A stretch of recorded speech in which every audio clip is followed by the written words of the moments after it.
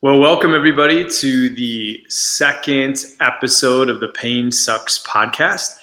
My name is Dr. Matt Malonis, and I just want to say welcome, and I hope that you're getting benefit. Today is our second episode. In our first episode, we explained exactly what the Pain Sucks podcast is for and where it was born from. And the good news between that one and this one, we've actually done a bunch of interviews about the power of essential oils, about the proper neurospinal chiropractic care for disc herniation. But again, I just wanted to go ahead and take a minute because I promised to a lot of people that I would tell my story. And it really starts with this idea that back in November of 2013, I was very, very well aware of an intense amount of stress in our family's lives. My father-in-law had been diagnosed with stage 3 pancreatic cancer, and I and my wife Jessie took that on personally to try to do what we could from a natural standpoint to help him. And so we put a lot of our energy, effort into it the next year. And the amount of stress on our whole family, it was big.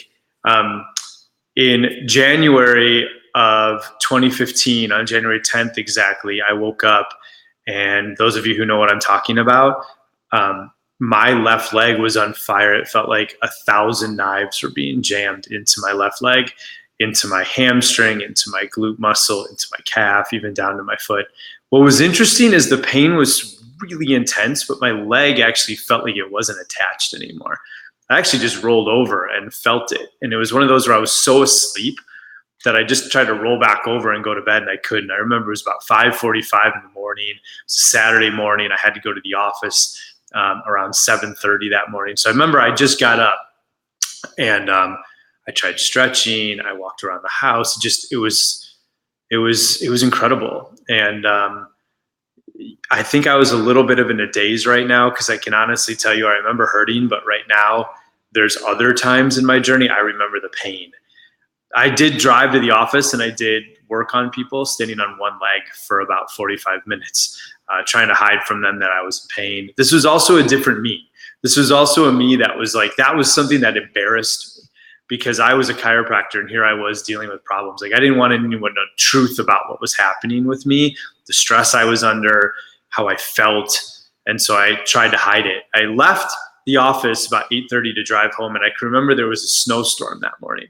And every red light I got out of the car and stood in the snowstorm while other people looked at me like I was a complete weirdo, which of course I was being, because I couldn't sit. I had, in the last 2 hours since this thing had happened, 2 to 3 hours, I had lost the ability not only stand, but now I couldn't sit with any pain, without an intense amount of pain. And I know that a lot of people listening right now know exactly what that means and how that feels, where you can't stand, you can't sit.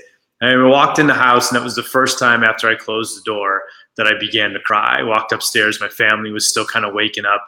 And I remember finding Jessie and just in tears saying, I don't know what's going on.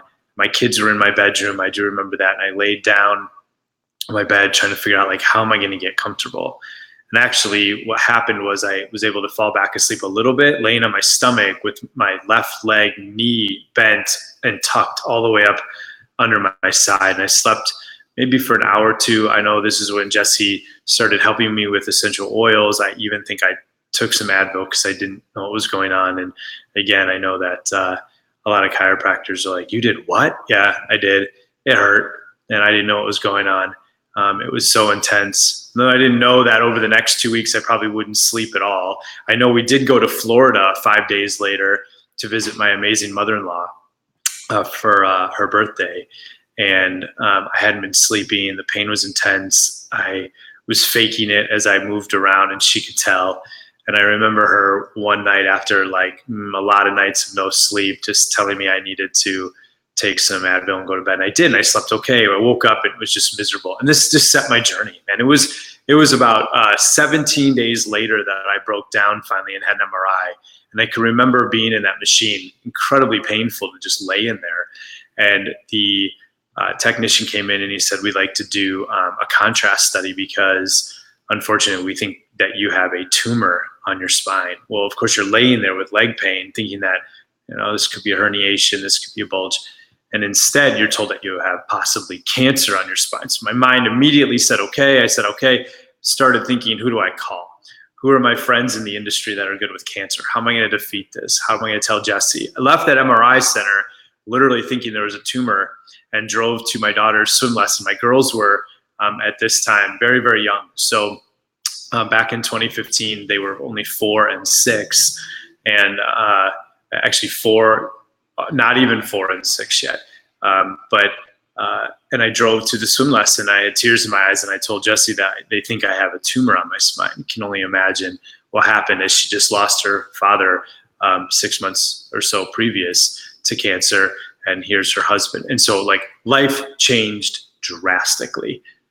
And luckily the radiologist called me later that day and said it was the worst disc herniation, sequestered disc, which is where the disc ruptures to the point where it fragments and blows up all over the place, and had wound itself around all these nerve roots and shoved itself through all these orifices and holes. And he said it was the worst that he's ever seen. And I remember the way he hung up is he said to me, "Matt, good luck. I've never seen anything like this. You're going to need it."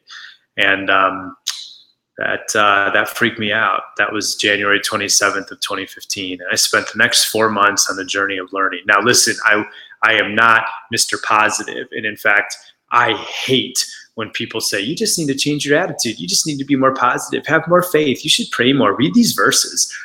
All bull crap. Bullshit. When you are in it, you are in it. Did I know innately that our God loves me? Probably, but I didn't care. It hurt. And I spent 3 months trying to figure out how am I going to get better. I did the things I knew to do with chiropractic and therapy and warm-ups and spinal exercises. I learned all about traction and motion and physical therapy and oils. But I broke down and I started taking some Norco and some hydrocodone on a daily basis just to function. I'm not embarrassed or ashamed to say it now. In fact, what's crazy is I get daily messages from the people who taught me, don't ever take meds, asking me permission to take some because their families are ruined, their marriages, they're losing their businesses because they can't sleep and they're in so much pain. Now, that's not everybody, but I'm just saying that in that moment, I was willing to do whatever it took to feel better, knowing that if I could feel like a human again, I could get better. In this time frame, our dog got Lyme disease and wasn't able to walk. And so there you are, picking the dog up with a brace and carrying him outside while he poops on himself, and then you got to clean it, and I could barely move. I laid in bed for days on end. I couldn't hold my kids. That was one of the biggest things for me, is being able to like never pick them up and hold them. And I don't want to go on without telling you the hero of this story was Jessie. From day one, man. I don't know if it was just in her or what, but she just picked up the pieces and she let me get on her back. And she ran the business, she ran the kids, she ran me, she ran the house. I don't even know what to say. So I know that I've been interacting with people who it's just time to give credit to your spouse. If you're doing this thing alone, my God, good for you. Amazing, especially if you have children. I could have never made it. I don't think I would have even wanted to try if I had to do it myself. But she was amazing. And as the months went by, I tried different things. I actually went for an epidural. It didn't work, but I met an amazing human, pain management guy, and he's just an amazing man. In that time frame, some people that were in my life introduced me to some surgeons, went back and forth with them, actually scheduled a surgery in Las Vegas in April of that year. And before that happened, God intervened. And he, through friendship that I've had for a long time, was able to hook me up with that surgeon in Vegas's partner here in Illinois. And I went and met with that guy, and he was in his early 30s, maybe mid 30s. And I just remember the look on his eye when he said, you don't need surgery. Just suck it up, Buttercup. You're a couple months from healing. I love what you're doing. Most people don't even know to do what you've been doing. You're going to be great. Just need a couple more months. And I walked out of there with new hope. It was really cool that even though I had some evidence I could get better, and some people around me telling me they got better, like some other mentors of mine, some friends of mine, it was really cool to hear someone say just a couple more months. And you know what? I don't know if it's placebo or what, but he was right on. So I know what it was like. I'm not ashamed to say in that time frame, we lost about 80% of our business despite Jesse's best effort. It was a perfect storm. a lot of strain, a lot of stress financially when you're a business owner and an entrepreneur and you can't work. 5 years later, we're still recovering from that, but I'm healthy. And all these months later, I'm actually recording this about 30 minutes before I leave to go to CrossFit, where I've been able to get very, very, very fit, maybe the most fit in my life. But I think the biggest thing God blessed me with was putting me through this, because it's allowed me to interact now with people from around the world to give them hope.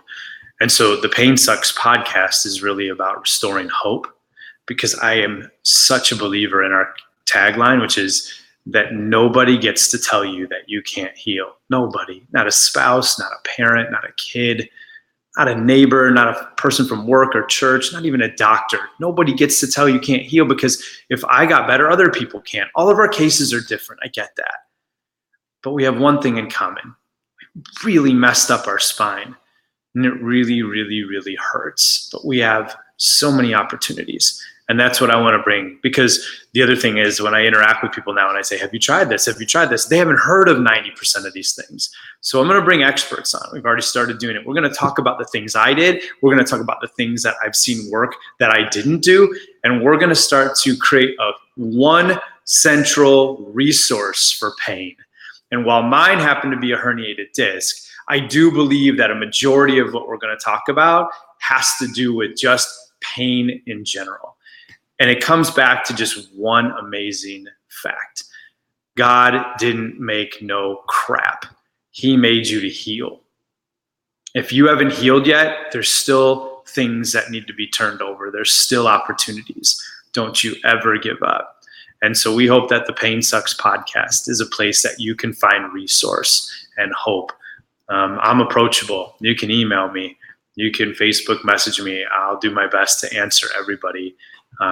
And we just hope that you can take advantage of this in one way, shape, or form. So watch the videos on YouTube, on Facebook Live. The podcast should be, today is September 25th, should be any day now, live on iTunes. And we hope that this is a blessing. All right, guys, remember, the Pain Sucks podcast is for you. No one gets to tell you that you can't heal. Have an amazing day.